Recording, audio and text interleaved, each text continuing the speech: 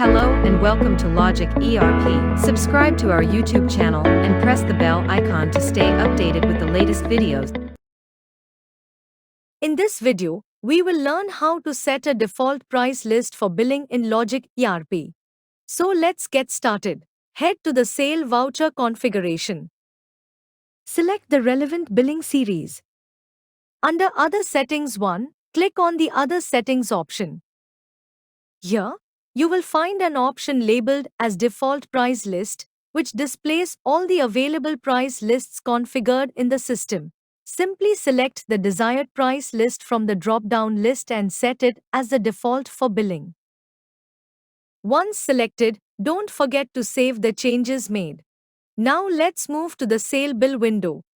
Click on New Bill to refresh the Sale Bill window.